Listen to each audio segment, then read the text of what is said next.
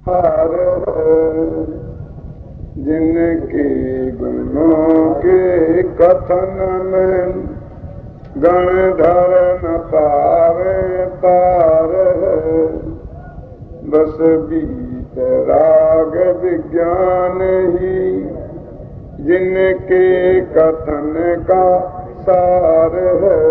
उन सर्वदर्शी सन्मति को वंदना सतबार है।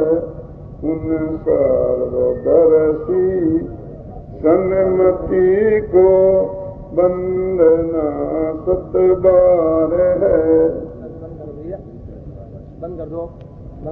आज सुर्त पंचमी का महोत्सव है। सुर्त पंचमी माने क्या?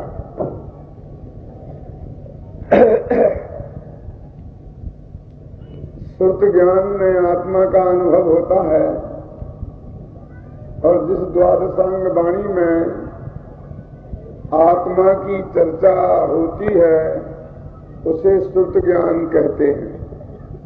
ध्यान देना, इसे सुर्त ज्ञान क्यों कहते हैं? यह ज्ञान वो है जिसे हमने गुरु मुख से सुनकर प्राप्त किया है। सम्यक दर्शन की प्राप्ति में 5 लब्धियां होती हैं, उसमें एक देशना लब्धि है, बीच में है। पहली क्षेत्रम लब्धि, दूसरी विशुद्धि लब्धि। ये दोनों तो अपने परिणाम की बात है। ज्ञान का क्षेत्रम और कसायों की मंदता, ये अपने अंदर में ही होना है। उसके बाद देशना लब्धि, फिर प्रायोग को कर्ण लब्धि। प्रायोग लब्धि कर्म की स्थिति के अभाव का नाम है, कम होने का नाम है, और कर्ण लब्धि अपने उग्र पुरुषार्थ रूप परिणामों का नाम है। तो इन 5 लब्धियों के बीच में एक देशना लब्धि है, और वो देशना गुरु के मुख से सुनकर होती है। इसलिए इस ज्ञान को श्रुत ज्ञान कहते हैं। श्रुत ज्ञान माने सुनकर हुआ जो ज्ञान। ज्ञान तो अपने से ही हुआ, उसमें यदि निमित्त है तो सुनना है, पढ़ना नहीं। ये बहुत मर्म की बात है। दौलत राम जी ने लिखा ना, दौलत समझ सुन चेत सयान, काले वृथा मात खोवे। यानी सुन, समझ और चेत, एक क्रम है। पहले समझ है फिर बाद में सुन है। ये तो छंदानुरूप से क्रम भंग हुआ है। सुन, समझ और चेत। तो सबसे पहले सुनना हुआ। देशना लब्धि सुनने से होती है, पढ़ने से नहीं। क्यों? क्योंकि जब कोई गुरु शिष्य को उपदेश देता है तो वो सिर्फ जबान से उपदेश नहीं देता है। उसके चेहरे के हाव भाव, उसकी भाव भंगिमा, अंदर की वैराग्य परिणति, अंदर की अनुभूति उसके सर्वांग से प्रस्फुटित होती है। इसलिए देशना लब्धि सिर्फ कानों से नहीं सुनी जाती है, आंखों से भी सुनी जाती है। यानी हम कान के साथ आंख से देखते हैं, कहते हैं वक्ता का चेहरा हमें दिखना चाहिए। नहीं दिखता है तो हमारी समझ में वैसे नहीं आता है। तो सुनने से समझ में आता है, देखने का सवाल क्या है? लेकिन देखना और सुनना उन दोनों से संबंध है। क्योंकि जो वाणी में उतार चढ़ाव होता है, वजन होता है, कहाँ कितना वजन पड़ा है, वो लेखनी में वजन नहीं आता है। हम कहते हैं ऐसा ही है, इसे हम वजन देते हैं बोलते वक्त, लिखते वक्त कैसे जाने वजन को?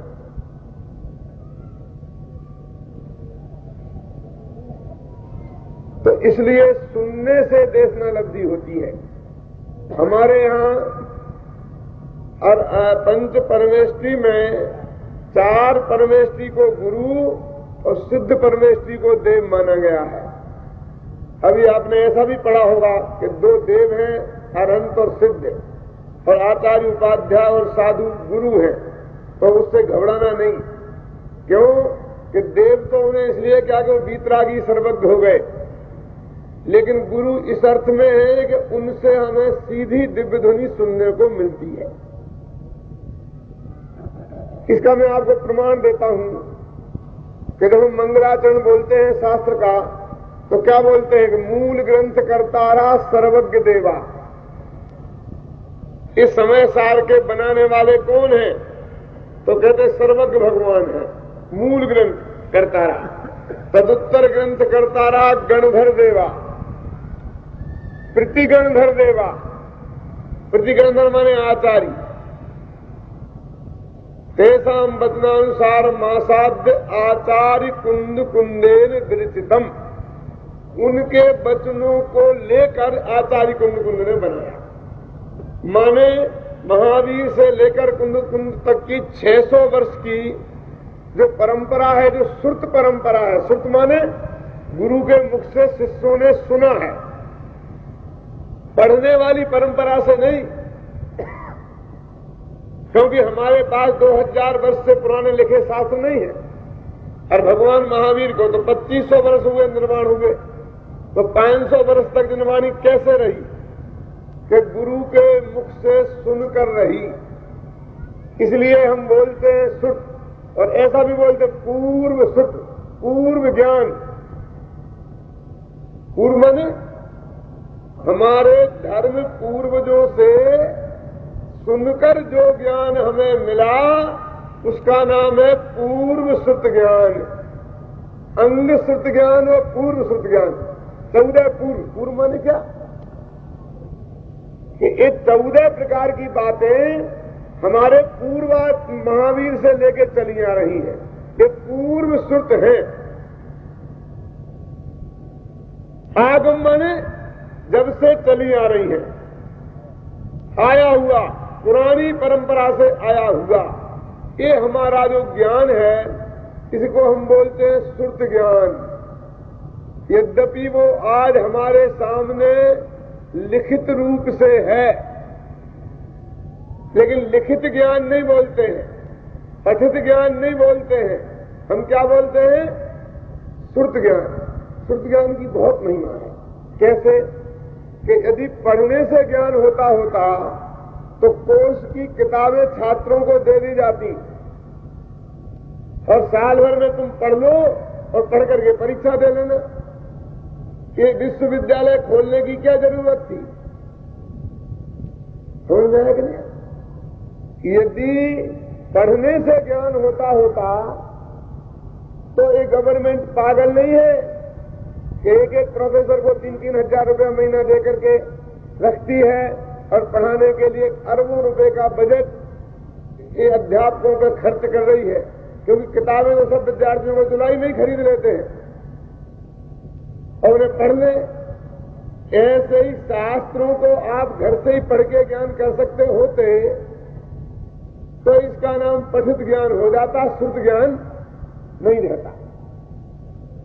तुम कहोगे भाई 500 वर्ष तक तो श्रुत ज्ञान था, लेकिन जब से लिखा गया तब से तो पठित हो गया, श्रुत ज्ञान खत्म हो गया। अब उस दिन से पठित करो संत कुमार जी। लेकिन नहीं, ये उस दिन से आज तक ये श्रुत ज्ञान ही है, लिखा जाकर भी।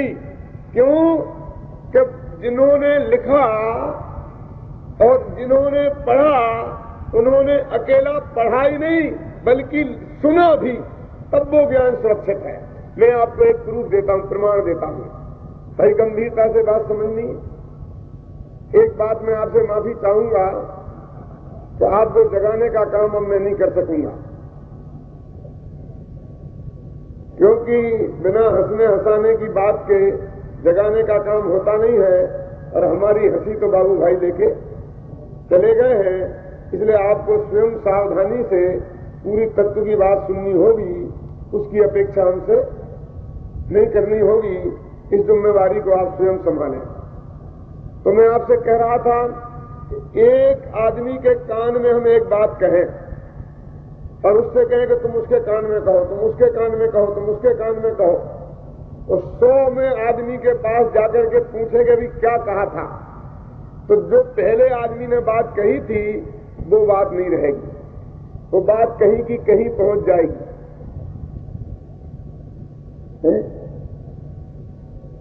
जैसे हम कहें कि फलां की लड़की फलां के साथ भाग गई है, हो सकता है कि ये बात सुनने में आई है अब्बा है, अब आगे जाते जाते वो अब्बा शब्द गायब हो जाएगा, वो दूसरा यही कहेगा भाग गई है। इसने कहा कि सुना है, अब वो सुना है छोड़ देगा और वो वहां जाते जाते न्यूज पक्की हो जाएगी। आप समझ जाएंगे नहीं, तो बदल जाएगी। तो अभी क्या करें? तो ऐसा करें कि हम एक पर्चे पर लिख के दें। तो कहते उससे भी काम नहीं होगा, तो अब एक पर्चे पर लिख के दें, उसके सामने पर्चा रखें और फिर कान में कहें, तो वो वहां तक बिल्कुल शुद्ध रहेगी। बुद्धि की स्मृति की कमजोरी के कारण जब बात विकृत होने लगी तो हमने दोनों परंपरा अपनाई कि लिखित भी रखो और श्रुत भी रखो। 2000 वर्ष से वो जिनवाणी हमारे पास लिखित रूप से भी उपलब्ध है और श्रुत रूप से भी उपलब्ध है। अब गुरु अपने शिष्यों को सुनाते आए हैं, समझाते आए हैं, इस तरह वो शुद्ध ज्ञान है। मैं आपसे कह रहा था कि अरहंत भगवान हमारे परम गुरु, बोलते ना अपन, फिर आगे क्या, मूल ग्रंथ करता रहा सर्वज्ञ देवा, तदुत्तर ग्रंथ करता रहा गंधर देवा, प्रतिगंधर देवा, फिर क्या बोलते हैं, परम गुरुवे नमः, परंपराचार्य गुरुवे नमः। ये परम गुरु कौन है? परम गुरु माने अरहंत भगवान। अब क्योंकि परंपराचार्य गुरुवे नमः, परंपरा से आचार्य, तो गंधर देव तो आचार्य परमेष्टि में आते हैं, तो परंपराचार्य तो आचार्य परमेष्टि को तो परंपरा के गुरु कह दिया। तो मूल गुरु कौन है? अरहंत भगवान। हम 16 कांड पूजन में भी बोलते हैं, 16 कारण भावन भाय परम गुरु दर्शन, परम गुरु हो जय जय नाथ, परम गुरु हो। भगवान अरहंत की, तीर्थंकर अरहंत की पूजन है और उन्हें कहा कि परम गुरु हो जय जय नाथ, उनको हमने परम गुरु शब्द का प्रयोग किया। तो उनसे दिव्य ध्वनि से ये बात सुनकर 600 वर्ष तक लगभग गुरु परंपरा से सुनकर सुरक्षित रही और उसके बाद लिखित रूप से सुरक्षित रही नहीं, लिखित रूप से भी और सुनकर भी सब सुरक्षित रही। अकेली लिखित जिनवाणी कभी सुरक्षित रह सकती नहीं है। जिनवाणी की कहानी की बात भी अभी करेंगे, लेकिन एक बात समझ लेना, हमें जिनवाणी की सुरक्षा करनी है। क्या उपाय है? जब कुल कहान ट्रस्ट बना, आदरणीय बाबू भाई जी, लालचंद भाई जी और हम सब लोग बैठे थे, तो उन्होंने कहा कि भाई ये तीर्थ सुरक्षा ट्रस्ट है, तो तीर्थों की सुरक्षा करना। तो तीर्थ माने क्या? सम्मेद गिरनार जी, क्यों द्रोणागिरी और नैनागिरी, क्या महावीर जी और पदमपुरी, यही तीर्थ है। हमारे जो 24 तीर्थंकर हैं, बोलते तीर्थंकर। तीर्थंकर माने क्या? तीर्थम करोति तीर्थंकरा।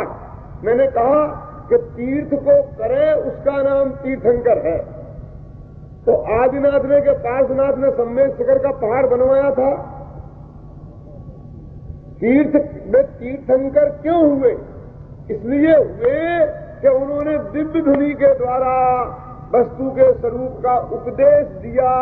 इसलिए धर्म तीर्थ की प्रवृत्ति की, काय के द्वारा? जिनवाणी के द्वारा। उन जिनवाणी माने तीर्थंकर वाणी। तीर्थंकर वाणी के द्वारा तीर्थंकर ने अपने तीर्थ को किया और वो जहां बैठकर किया उस जगह को भी तीर्थ कहने लग गए। ध्यान देना, जहां बैठ के उनने उपदेश दिया, जहां से वे मोक्ष गए, जहां उन्होंने केशलुंच किया, दीक्षा ली, वे हमारे तीर्थ बन गए।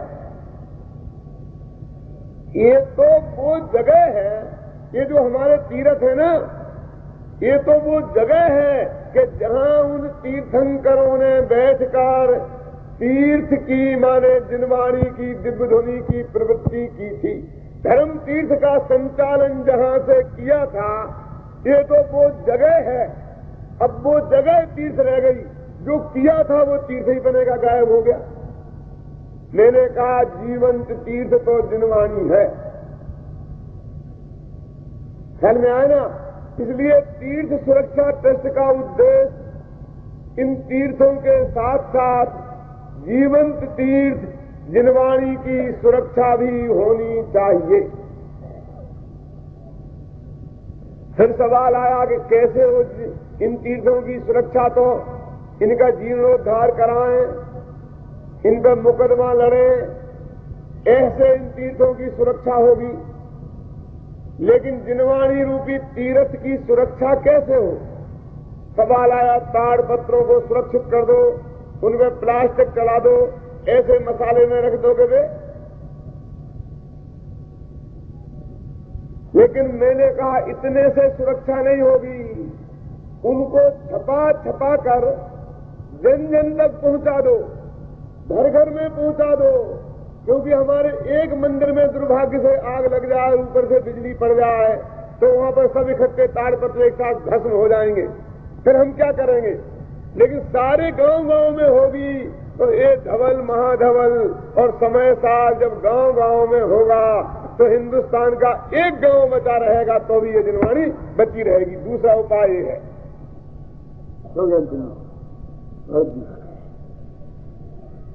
अकेले यही नहीं, अमेरिका में पहुंचा दो, लंदन में पहुंचा दो। क्यों? तो आजकल ये युद्ध बड़े खतरनाक हो गए हैं, हो गए हैं। कहीं एक अणुबम गिर गया और भाग्य से दुर्भाग्य से सारा ही हिंदुस्तान साफ हो गया, और गांव गांव में घर घर में रखे हुए समाचार खत्म हो गए, तो अमेरिका में रखा हुआ समाचार फिर भी बचा रहेगा। विश्व का कोई देश ऐसा नहीं रहना चाहिए, एक समाचार उत्तरी ध्रुव पर रख दो, एक दक्षिणी ध्रुव पर रख दो।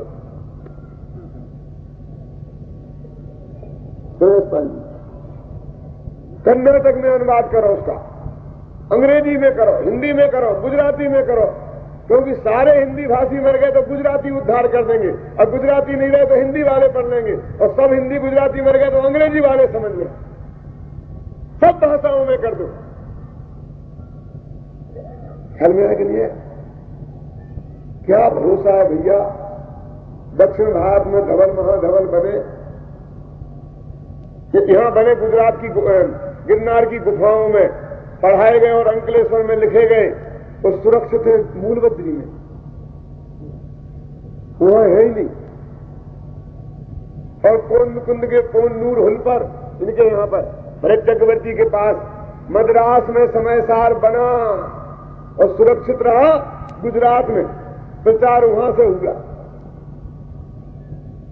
कहां से कहां पहुंचा? तो भाई एक उपाय तो यह है कि इसे दुनिया के हर कोने में पहुंचा दो। वहां कौन पढ़ता है, वहां कौन पढ़ता है? अरे क्या विचार करते हो? पढ़ने का विचार मत करो, विश्व के जितने विश्वविद्यालय हैं उन सब की लाइब्रेरियों में डाल दो। कहीं एक जगह भी ये रह जाए, सुरक्षित रह जाए, तो वो रहना चाहिए। हम रहें चाहे ना रहें, जिनवाणी रहनी चाहिए। तीसरा उपाय क्या है?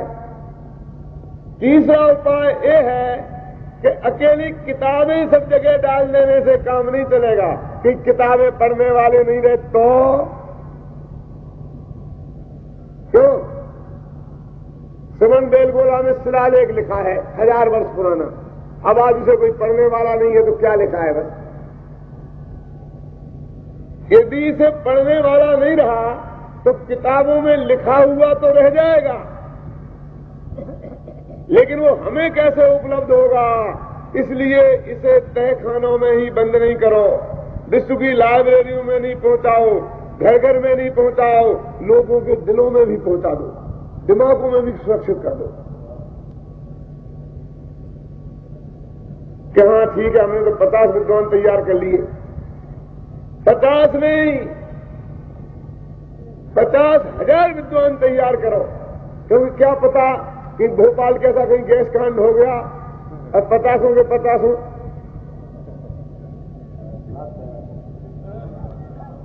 इसलिए संतोष नहीं और इकट्ठे मत रहो। अरे भाई, युद्ध की लड़ाई होती है तो 25 सेनापति होते हैं तो एक विमान में बैठ के नहीं जाते ना। 25 नेता होते हैं तो एक साथ 25 विमान जाए, तो इतना खर्चा क्यों करते हो? वहीं जाना है तो एक ही विमान में जाओ कि शत्रु को पता चल गया और उसने उस विमान को खत्म कर दिया तो सब एक साथ साफ हो जाएंगे। क्यों? इसलिए एक जगह इन पंडितों को मत रहने दो, उसको अमेरिका भेज दो, उसको लंदन भेज दो, उसको यहां भेज दो, यहां बिखेर दो।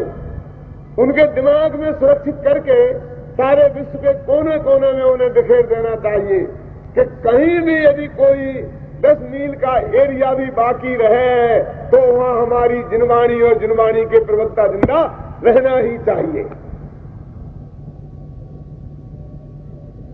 और इस हिसाब से ही ये महाविद्यालय की योजना बनी, ताड़पत्रों की सुरक्षा की योजना बनी और जिनवाणी को घर घर पहुंचाने की योजना बनी, छपाकर पहुंचाने की योजना बनी और उसको सुनाने वालों को तैयार करके उसकी योजना बनी और सुनने वालों के मार्केट तैयार करने की योजना बनी।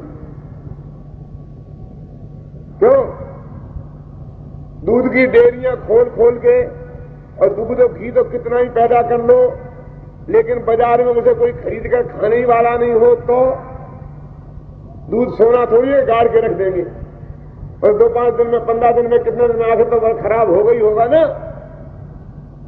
फैक्ट्री में माल पैदा करने से काम नहीं चलता है, माल पैदा करने के साथ उसका मार्केट जब तक हम नहीं बनाएंगे तब तक कोई कंपनी चल नहीं सकती है। उनके ग्राहक पैदा करो, जिनवाणी के नहीं, जिनवाणी सुनने वाले ग्राहक भी पैदा करो। और पूज्य गुरुदेव श्री के प्रताप से, बाबू भाई जैसे महारथियों के सहयोग से आज हमने शास्त्र ही नहीं छपाए, विद्वान ही नहीं बनाए, बहुत बड़ा मार्केट भी खड़ा कर लिया है भैया।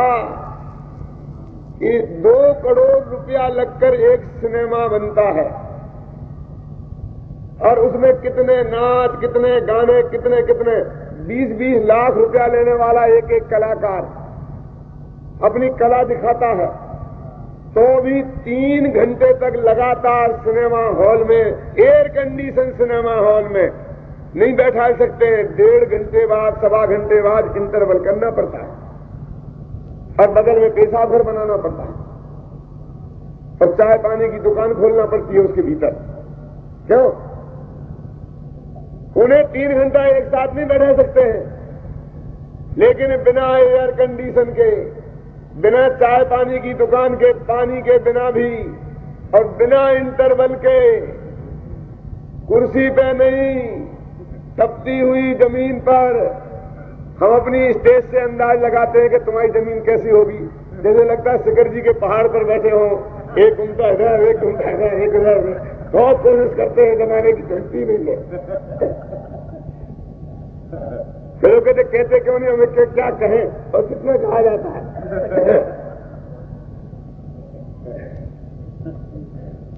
तो इतने लोग ऐसे बैठे रहते सुनते हैं, टकटकी लगाकर मेढ़े की भांति, सुई की भी आवाज गिरे तो एक गिर जाती है।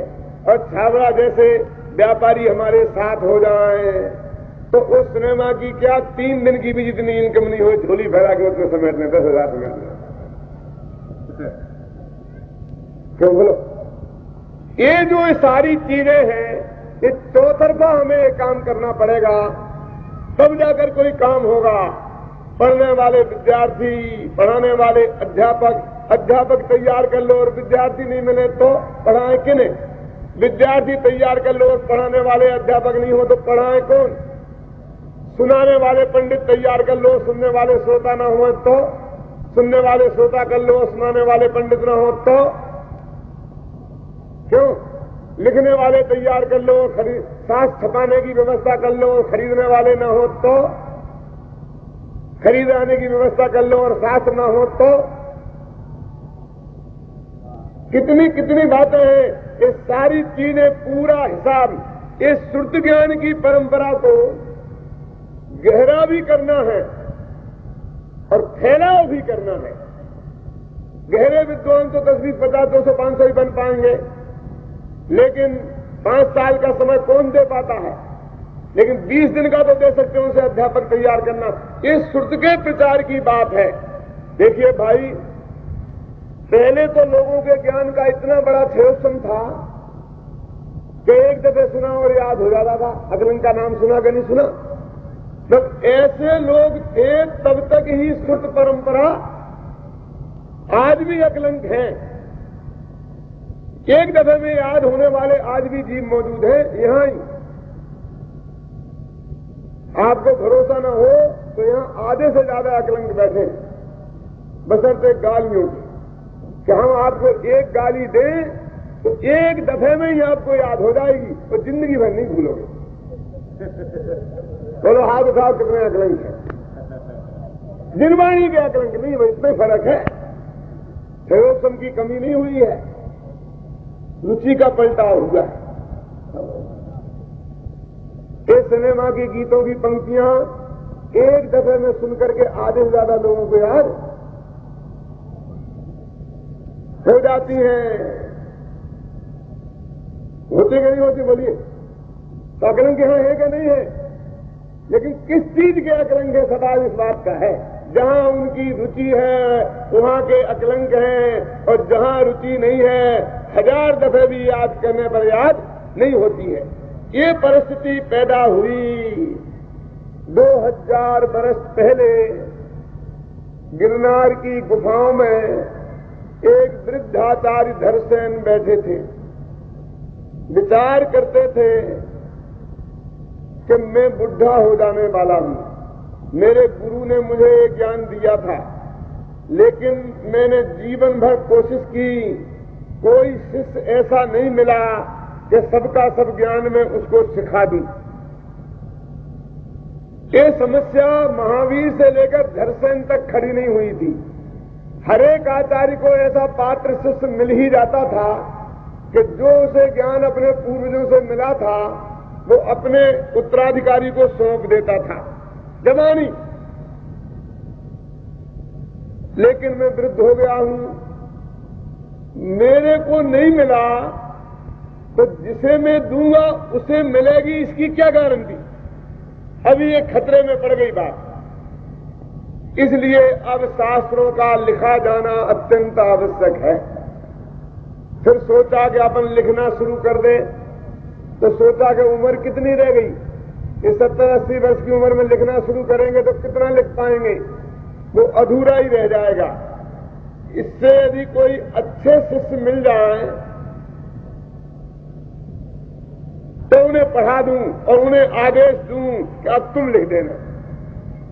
ये उनको विकल्प था। उन्होंने दक्षिण भारत के कई संघों को के समाचार भिजवाए कि आपके यहां नई उम्र के प्रतिभाशाली कोई मुनिराज हो तो उन्हें हमारे पास भिजवाओ, हम उन्हें ज्ञान दे रहना चाहते हैं। लेकिन वो जमाना, पैदल जाना, पैदल आना, समाचार मिलना, योग्य लोग मिलना, तो वे होए तो उनका आना, ऐसा तो नहीं है कि 1000 रुपये महीने की गारंटी देते हैं हमारे विद्यालय में भर्ती हो जाओ। आसान तो नहीं था, लेकिन जिनवाणी सुरक्षित रहनी थी। उनको एक ही बात की चिंता थी कि मेरे पास जो ज्ञान है वो मेरी मृत्यु के साथ मेरे ही साथ न चला जाए। रात्रि के पिछले पहर में वे स्वप्न देखते हैं, 2 बैल एकदम सफेद, एकदम शांत, एकदम गंभीर, एकदम बलिष्ठ उनके सामने आ रहे हैं। देखो बैल, आज किसी को बैल कह दो ना तो मारने दौड़ेगा। सपने में बैल आए और वो प्रतीक थे मुनिराजों के। ध्यान देना, भगवान की माता को भी स्वप्न आता है ना, तो वहां भी हाथी बैल शेर ही आते हैं। और एक अंत में आता है एक वृषभ एकदम मुख में प्रवेश करता हुआ, वहां भी बैल आता है। कि बैल को इतना महत्व क्यों मिल गया? अपने धर्म में नहीं, वैष्णव धर्म में भी ना दिया है। वहां भी बैल ही है। बैल जैसा पशु एक तो शांत प्रकृति का, एक शाकाहारी, एक ताकतवर, एक गंभीर प्रकृति का, चंचल नहीं, शक्तिशाली, चंचलता नहीं हो, यही गुण है जो एक अच्छे साधु, अच्छे विद्वान में होनी चाहिए। इस बात के वो प्रतीक थे। वो आए और सुबह देखते हैं कि दो नई उम्र के साधु उनके चरणों में नमस्कार करते हैं, अर्ज करते हैं। इन्हीं वो नमस्कार में ही किसको कौन एक सब बता देते थे। ये पद्धति थी।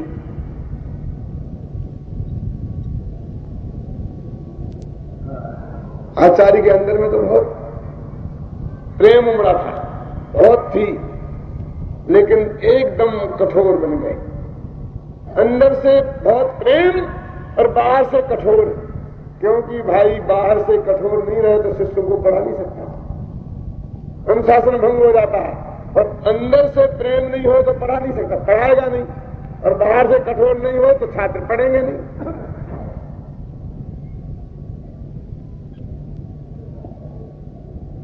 वे कहते हैं कि हम प्रथम सूत्र स्कंद का ज्ञान लेने आपके पास आए हैं, यदि आपकी कृपा हो जाए तो हमें मिल जाए। तब वो कहते हैं पुरुषार्थी जीवों को, विनयवान पुरुषार्थी जीवों को, मेहनती लोगों को, पात्र योग्य लोगों को कुछ भी असंभव नहीं है। तब वो कहते हैं कि विनय में तो कोई कमी आएगी नहीं, पुरुषार्थ में तो हम कुछ कसर रखेंगे नहीं, लेकिन हम पात्र हैं कि नहीं, इसका निर्णय तो आपको ही करना पड़ेगा। इसका हम क्या कहना?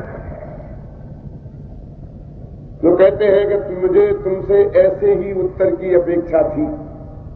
ऐसा नहीं कि मेरे जैसा योग तो मैंने कहीं मिला है, न मिलेगा, ऐसा अभिमान की बात नहीं करते। विनय का, पुरुषार्थ का, मेहनत का भरोसा दिलाते हैं, लेकिन पात्रता का निर्णय गुरु पर छोड़ देते हैं। मर्म की बात समझना, जब गुरु उनसे एक कहते हैं कि उन्हें 2 मंत्र दिए, सामने की पहाड़ी पर बैठकर इन मंत्रों की साधना करो तो तुम्हें सुंदरतम देवांगनाओं के दर्शन होंगे। ध्यान देना, देवांगनाओं के दर्शन होंगे। ये बात एक आचार्य मुनिराजों से कहते हैं, युवक मुनिराजों से।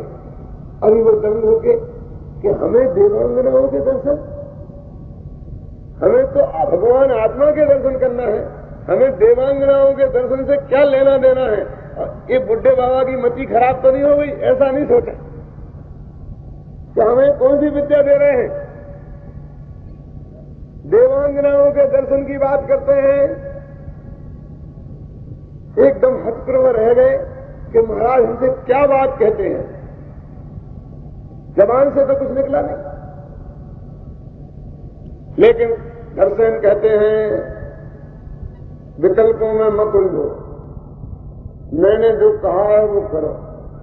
वहीं बहस करने लग जाए तो दर्शनाचार्य आत्मा का ध्यान करने लग जाते हैं कि बेवकूफों से बहस करने के समय हमारे लिए नहीं है।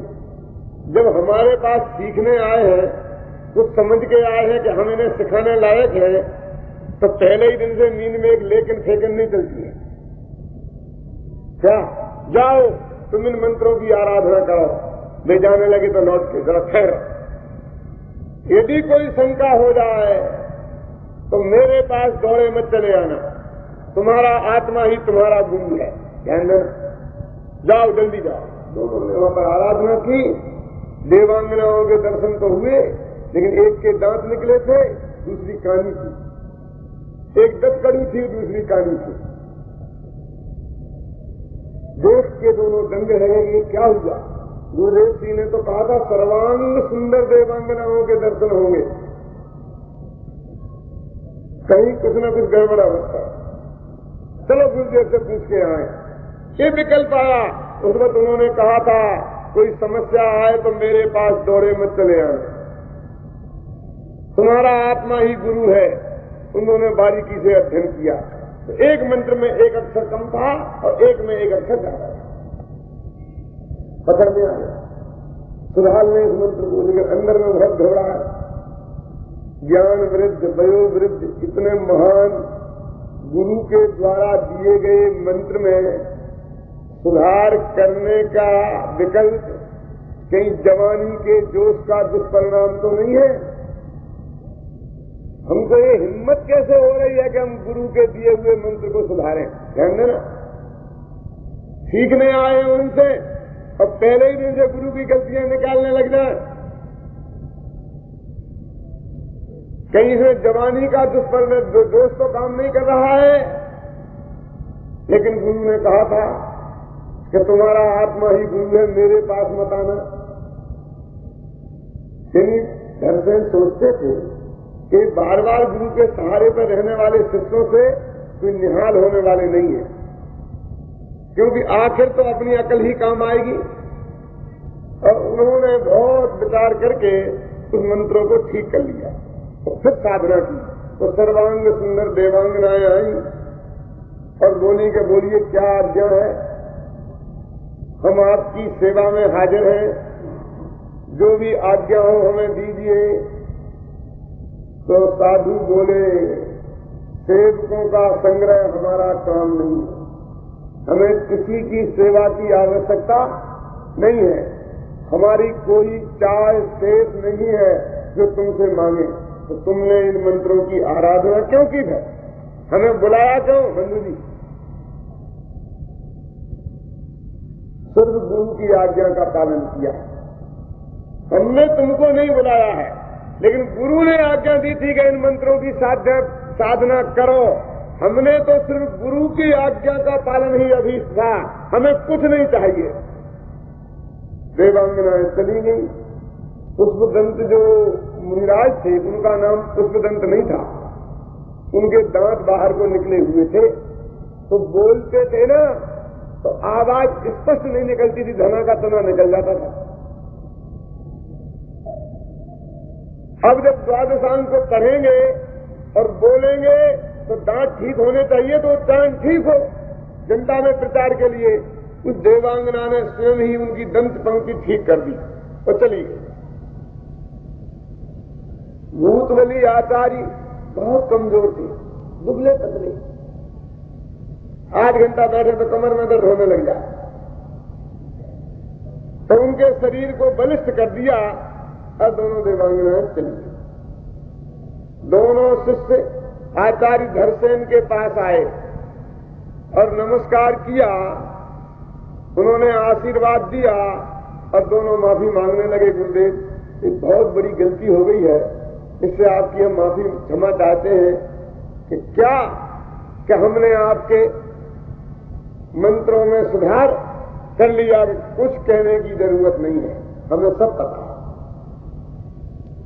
हे भूतबली, हे पुष्पदंत, उन्होंने अपने नए नाम सुने तो चकराए गए, क्या हमारे नाम तो ये है ही नहीं, ये भूतबली, ये पुष्पदंत, ये नाम कहां से आए? लेकिन जब उन्होंने नाम बोले तो उन्हें अपने दांतों पर ख्याल गया, अरे मेरे दांत तो पुष्पों जैसे सुंदर हो गए, अरे मेरा शरीर तो बहुत स्वस्थ हो गया। उन्हें ध्यान में नहीं था, इसलिए उनका नाम रख दिया भूतबली, प्राणियों में बलवान, और दांतों के पुष्प के समान जिनके दांत हो गए हैं, इसलिए ये इनके असली नाम नहीं है, ये तो आचार्य धरसेन के द्वारा दिए हुए नाम हैं, भूतबली और पुष्पदंत। उन्होंने कहा मुझे ऐसे ही शिष्य चाहिए थे, कैसे कि जिनमें विनय की कमी ना हो, लेकिन जो गुरु के सहारे पर जिंदा रहने वाले न हो, अपने विवेक से भी निर्णय ले सके, विवेक से निर्णय लेवे लेकिन मैंने गुरुजी की भी गलती सुधार दी, ऐसा अभिमान चढ़ करके। क्या कि देखो गुरुजी की गलती और मैंने ठीक किया, गुरुजी ने गलत मंत्र दिया और मैंने ठीक कर लिया, मैं तो कितना प्रतिभाशाली हूं। ये अभिमान नहीं चढ़े। ठीक करने के बाद और ठीक होने के बाद रिजल्ट भी आ गया सही, तो प्रमाणित भी हो गया कि गुरुजी का मंत्र गलती था और हमारा ठीक है। उसके बाद भी क्षमा याचना का विकल्प है कि गुरुजी हमने आपके मंत्र को, अभिमान छू न जाए लेकिन अंदर में आत्मविश्वास की कमी न हो। मुझे ऐसे ही शिष्य चाहिए थे। उन्होंने सारा ज्ञान प्रथम सुत स्कंद का उन दोनों शिष्यों को पढ़ा दिया अल्पकाल में, और उन दोनों को आदेश दिया कि तुम यहां से जाओ। क्यों कि तुम जैसे योग शिष्य मेरे पास रहेंगे तो मेरी समाधि ढंग से नहीं होगी, मेरा मोह तुम में रहेगा और तुम भी ढंग से लिख नहीं पाओगे।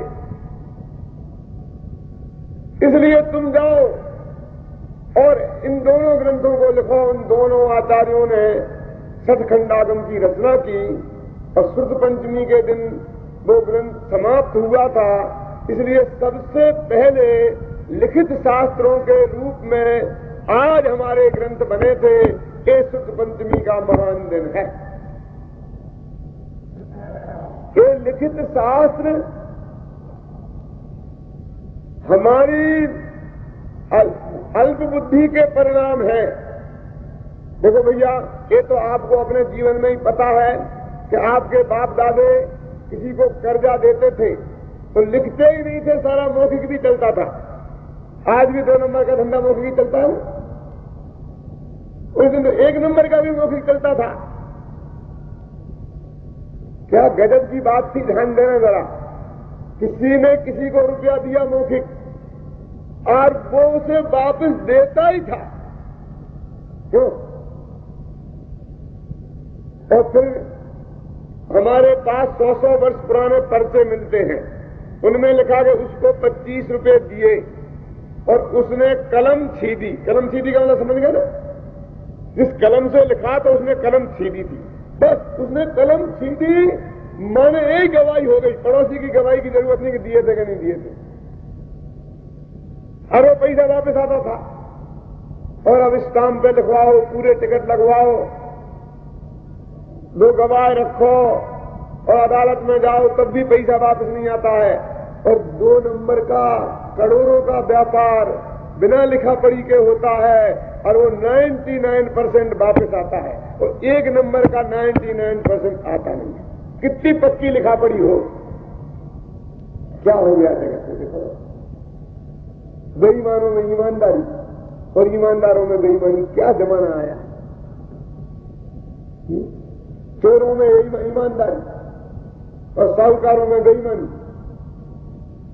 लिखित पैसा लिखाओ, बाकायदे स्टाम्प पर लेकर वो वसूल करने के लिए अदालत में जाओ। क्यों? और 3 साल की म्याद है और 3 साल और 1 दिन हो गए तो ये तो पक्का कर दिया था, पर म्याद खत्म।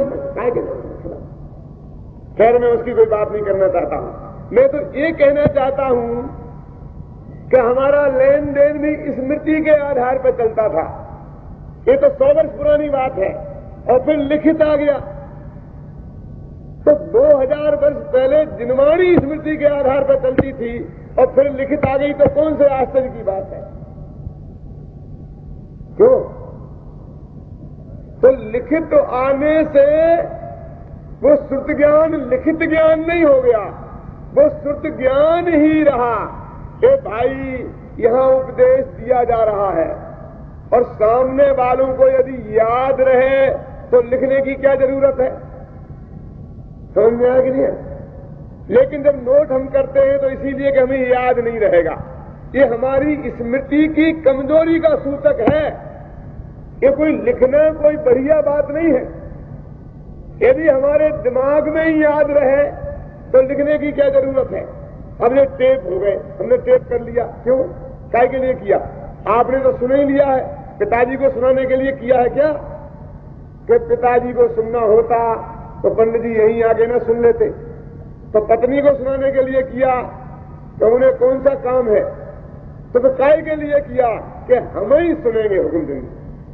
बोलो, जितने लोग टेप खरीदते हैं या टेप करते हैं तो दूसरों के लिए कि अपने लिए? 90% अपने लिए। क्यों?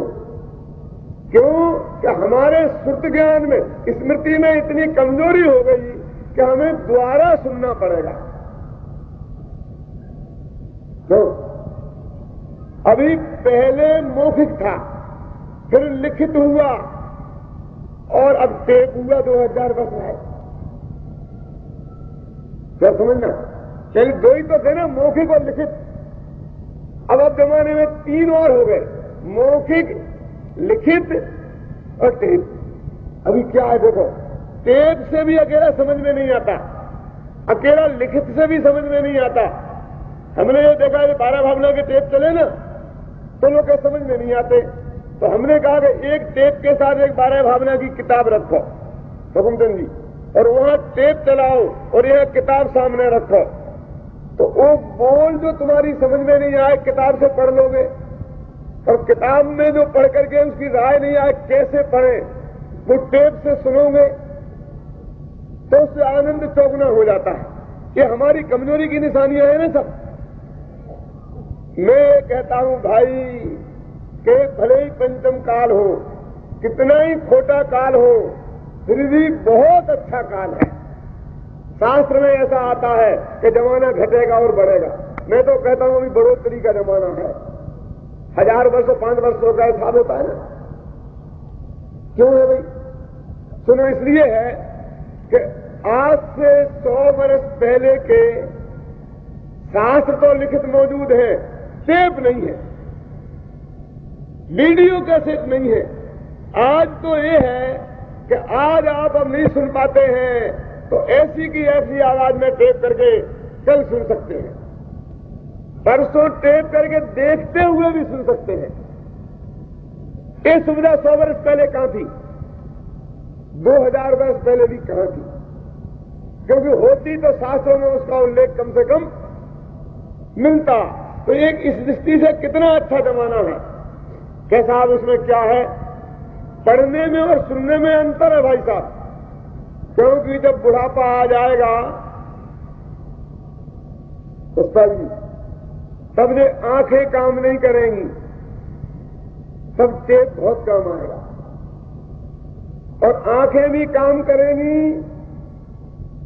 तो कमर इन्हें इतना दर्द होगा कि बैठ के नहीं पढ़ पाओगे, और लेट के पढ़ोगे तो ऐसा सांस लेने के लिए 1 किलो का वजन झेलने लायक ताकत हाथों में नहीं होगी, घंटे भर तक ऐसी किताब करेगा। क्यों?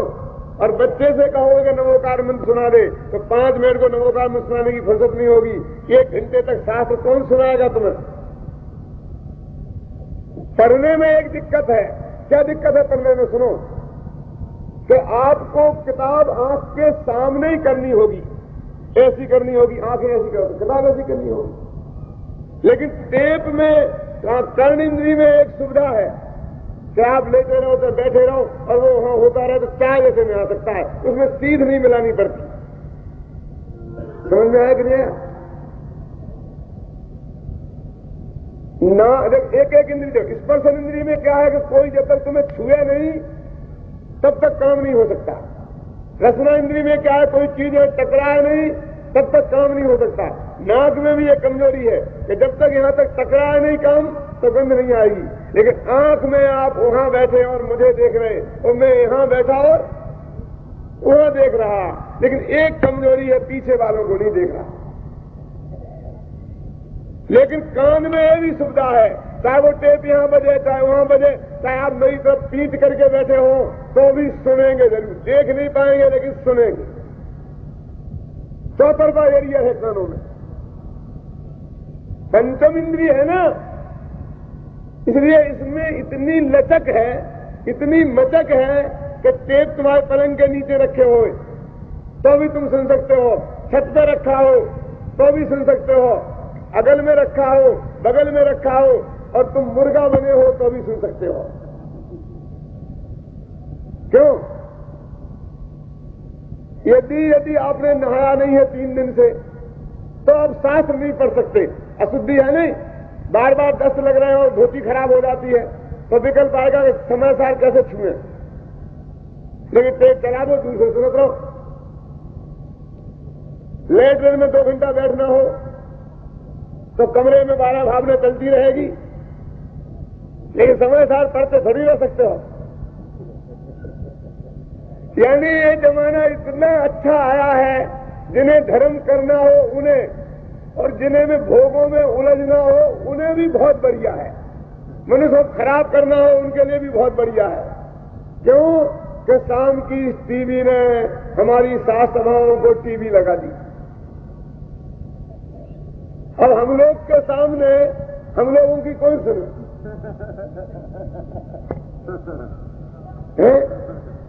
ये तो पुण्य का प्रताप है हमारे गुरुदेव श्री का कि हमें उनने वो मान दिया है और हमने ऐसी कला विकसित की है कि हम लोग भी फेल हो जाए। सबके घर में हम लोग चल रहे होंगे और सब लोग हम लोगों को सुन रहे होंगे। सिनेमा में फेल हो गए, सिनेमा वाले गालियां देते हैं। मुजफ्फरनगर पंचकल्याण में मालूम क्या हुआ? बहुत गजब की बात आपको सुना के समाप्त करता हूं हावड़ा जी, कि वहां मेला लगते हैं, पंचकल्याण मेला भी हो तो उसके साथ में हिड़ोलना लगेंगे, चाट की दुकानें लगेंगी, दही पकौड़े भी बिकेंगे, आलू की चाट बिकेगी, पूरा बाजार लगता है और बाजार को नीलाम करते हैं और एक एक दुकान के 500-500 रुपया, 5 दिन के मेला के 500-500 रुपया दुकानदार देते हैं और वहां दुकानें लगाते हैं। हुकुमचंद जी, हम पहुंचे तो हमने कहा भैया यहां इसका क्या काम? आलू की चाट पंचकल्याण मेला में और रात को लग रही, तो भैया ये यहां से हटाओ, यही चलेगा हमारे पंचकल्याण में।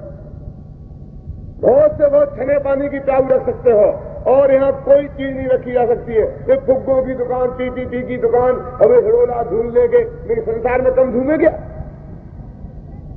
कैसा अब तो कुछ नहीं हो सकता है, इनसे 500-500 रुपया ले लिए हैं, अभी मानेंगे नहीं। अब पंडित जी आप जाने दो, पहले से आप कहते और हमारे यहाँ तो मेला होता है तो ऐसा ही होता है। सुनो, तो हमने कहा भैया कि नहीं मानोगे, तुम क्या नहीं मानेंगे? नहीं, अगर तुम नहीं मानोगे तो हम अपनी जनता को मनाएंगे। और हमने अपनी जनता से अपील की कि ये खाने पीने का मेला नहीं है, ये तो खाना पीना त्यागने का मेला है। एक अवक्ष खाने का मेला है। तो 2 व्याख्यान हुए तो उसके बाद दुकानें शून्य पड़ी, कोई जाए नहीं, कोई देखे ही नहीं वहां। और हम निकले तो 2-4 जाए तो भग जाए वहां से दुकानों से। हम भी 2-4 राउंड लगाए वहां से बार बार। तीसरे चौथे दिन वो दुकानदार लड़ने आ गए कमेटी के पास कि हमारे 500-500 रुपये वापस दो, लूट लिया। फिर हमारे पास आगे पंडित जी बड़ा गड़बड़ हो गया, आगे क्या हो गया? कि दुकानदार पैसा वापस मांगते हैं, लड़ते हैं। मैंने कहा दे दो, उसमें क्या है? और उसके बाद अभी विवेक विहार में, बागी दौरा में, जहां जहां पंचकल्याणक हुए, कोई दुकान फुकान नहीं। पानी की बस अकेली ये गर्मी थी तो बस थना पानी की रखा और हमारा बुक स्टॉल, बस 2 चीजें विवेक विहार में, बागी दौरा में, तीसरी कोई चीज नहीं। क्योंकि लोगों ने समझ लिया में कि ऐसा नहीं है, पंचकल्याण चल रहा है और आलू की चाट चल रही है और पंडित जी को कोई सुन ही नहीं रहा है। और बीच में रविंद्र जैन आ रहे हैं और वे गा रहे हैं कि तू राधा कैसे गोरी और मैं कैसे काला, और लोग तालियां पिट रही हैं, शराब पी करके लोग गा रहे हैं। अभी हमारे कहाँ हुआ था वो? अलवर में बुला लिया उनने। तो हमारे जतीश भाई ने स्टेज पे नहीं चढ़ने दिया किसी को, अलग स्टेज बनानी पड़ी उनके लिए। ये पवित्र से भगवान का समोह, केवल ज्ञान कल्याण का धनदास भाई, यह भगवान का समोह सुन लग रहा है। और राधा क्यों गोरी और मैं क्यों काला, और बंसी बाला ये चले, ऐसा नहीं चलेगा। ये भगवान का समोह पवित्र नहीं किया जा सकता है। बहुत माथा पच्ची हुई तो उन्होंने कहा ठीक, हम पंचकल्याण छोड़ के जाते हैं, तुम कल में बाकी का पंचकल्याण, हमें नहीं करना तुम्हारा पंचकल्याण। स्टेज अलग लगानी पड़ी अब हमारे पंचकल्लोकों में ना कोई नेता, ना कोई अभिनेता, ना कोई गायक, बस एक हम बोलने वाले और एक दुकान जिनवाणी की, बस एक शुद्ध खाने पानी की जाऊ, इसके अलावा कुछ नहीं। मैं कैसा जनता नहीं आएगी, जनता नहीं आएगी। मैंने कहा हमें वो जनता नहीं चाहिए जो चाट खाने यहां आए, हमें वो जनता नहीं चाहिए जो रविंद्र जैन को यहां सुनने आए, हमें तो वो जनता चाहिए जो भगवान की वाणी सुनने के लिए यहां आए। क्योंकि वास्तव में उल्टी बात है, जनता तो हमें सुनने आती है। अभी मान लीजिए यहां पर और एक गाने का रख दिया जाता तो लोग कहते ये तो रविंद्र जैन को सुनने आए हैं, पंडित रविंद्र को सुनने थोड़ी आए। तो हम तो ये जानना चाहते हैं भाई कि ये जिनवाणी की बात है, हमें इस जिनवाणी की बात को इतनी मार्मिक, इतनी सरल, इतनी सहज, इतनी रोचक बनानी होगी, क्योंकि आज के जमाने के इन चीजों को से भी हमको टक्कर लेनी है। ये टेलीविजन के बढ़िया बढ़िया कार्यक्रम, पाठशालाएं कैसे चलें? हमें अध्यापकों को ऐसा ट्रेंड करना होगा कि हम लोग फेल हो जाए, वहां कोई न जाए और हमारे कार्यक्रमों को देखे। तो वो जनता की रुचि की जागृति और अध्यापक और प्रवचनकारों की वाणी में रस, पवित्र हृदय, पवित्र जीवन और वाणी में रस, इस तरह जिनवाणी लिखित रूप में भी हो और मौखिक रूप में भी हो, सुनने के रूप में भी हो, टेप के रूप में भी हो, हर रूप में उपलब्ध रहनी चाहिए। एक बात समझ लेने की है भाई कि हमें विज्ञान ने जितनी तकलीफें दी हैं, उनसे फेस करने के लिए विज्ञान ने जितनी सुविधाएं दी हैं, उनका हमें भरपूर उपयोग करना चाहिए। क्योंकि तकलीफ भी उसने खड़ी की है तो सुविधा भी उसने दी है, तो हम क्यों नहीं हर फ्रंट पर उससे लड़े, हम अपने अध्यात्म की बात को जन जन तक पहुंचाएं।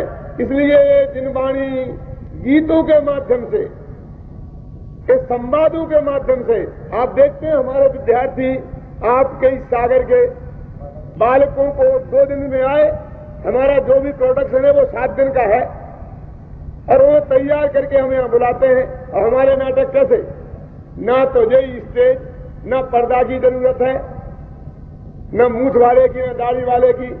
वो लड़का लड़की आ जाती है, चोटी वाली भी राम मनोहर बन के आ जाती है, और लड़का है वो निर्मला बहन बन के आती है, साड़ी पहन के नहीं आती है, अपने वो धोती कुर्ता में निर्मला बहन बन जाती है। इस ड्रेस से क्या लुभाना, हमें कुछ नहीं, जैसे आ जाओ तो मत, लड़की लड़का बन गया, लड़का लड़की बन गई, कुछ मतलब नहीं है। क्योंकि हम तो बात की कला को पहुंचाना चाहते हैं, और तत्व की बात, अंजना पानी नहीं पीना, रात्रि भोजन नहीं करना, वो संवाद 10 मिनट में आएंगे। अभी 2 स्पीकर खड़े करेंगे, 2 लड़के बाहर से आएंगे, आपको सुनाएंगे और आपको बहुत आनंद आएगा। ये कलाएं इस सिनेमा जैसी बातें करके और यहां लगाकर और यहां लगाकर, इनकी क्या जरूरत है? हमें तो बात पहुंचानी है, चाहे वो संवाद हो, चाहे बच्चों के पाठ हो, उसमें भी तत्व की बात, उसमें भी सदाचार की बात, चाहे वो टेप हो, कोई भी माध्यम हो, उस माध्यम से जिनवाणी का प्रचार हो। एक बात कह के समाप्त करता हूं, जिनवाणी को नित्य बोधक कहा गया है। हीराबेन, क्यों कि रात के 2 बजे आपकी नींद खुल गई और आप धर्म के बारे में सोचने लगे, आत्मा परमात्मा के बारे में, तो कोई गुरुजी मिलेंगे? अरे मुनिराज तो हवा के गांव में होए कि नहीं होए क्या पता, और होए भी तो रात के 2 बजे बोलेंगे नहीं, लेकिन गांव के पंडित जी भी रात के 2 बजे नहीं बोलेंगे। हमारे पास एक भाई आए थे 3:30 बजे रात को, कहते तत्व चर्चा करनी है। हाँ, सागर में ही तो बोल रहा हूं। हम 1 बजे तो सोए और 3:30 बजे दरवाजा खटखटाया कि क्या की तत्व चर्चा करनी है। मैंने कहा इस वक्त कितने बजे के? 3:30। कि सुबह 5 बजे से आपकी क्लासें लगती हैं 11 बजे तक, तो दिन में तो ना आपको फुर्सत ना हमें, हम छोड़ना नहीं चाहते, लेकिन अभी चर्चा करनी है। मैंने कहा हो गया काम। ज्ञानचंद जी को भी जगाया मैंने। तो अभी 3:30 बजे रात को गुरु मिलने वाले नहीं है। हमने उनसे माफी मांग ली, तो आज हमारे पास आए थे, बहुत अच्छी चर्चा होगी, बहुत भद्र आदमी थे, सज्जन आदमी थे। समझ में आया ना? तो वो जिनवाणी आपके घर में रखी होगी कमरे में, तो वो आपको रात को वहां पढ़ करके आपको ज्ञान दे सकती है। इसलिए नित्य बोधक दिन को, रात को, सुबह शाम, रेल में हो, गाड़ी में हो, कैसेट लहे साथ में, एक रिकॉर्ड में लगाया, कान में वो लगाया, सुनते जा रहे हैं पंडित हुकुमचंद का प्रवचन, गुरुदेव श्री का प्रवचन, युगल जी का प्रवचन, 12 भावना, ये साधन आपके पास उपलब्ध। नित्य बोधक है जिनवाणी भाई साहब। एक बात और समझ लेना कि हमने एक भाई से पूछा कि तुम्हारे मोक्ष मार्ग प्रकाशक है तुम्हारे यहां? बोले है। मैं सच बोल रहा कि हाँ साहब मंदिर में है हमारे गांव के। मोक्ष मार्ग प्रकाशक इसके गांव के मंदिर में है। तो मैंने कहा तुम्हारे यहां ताजमहल भी होगा फिर? तो तुम्हारे हिंदुस्तान में ही तो है ताजमहल, तुम हिंदुस्तान के रहने वाले हो। जूता घर में, कपड़ा घर में, और मोक्ष मार्ग प्रकाशक मंदिर में है, साहब का मिला करके एक।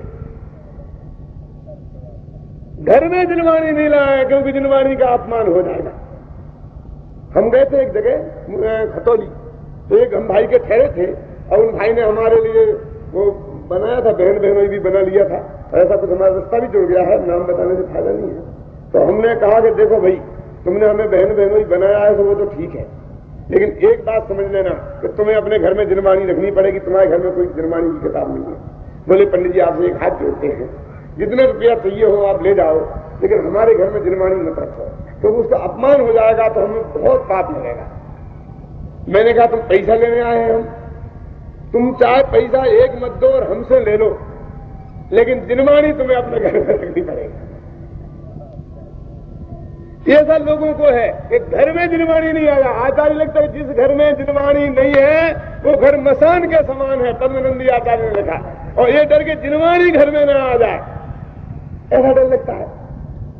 और आ भी जाए तो एक मोक्ष मार्ग प्रकाशक है।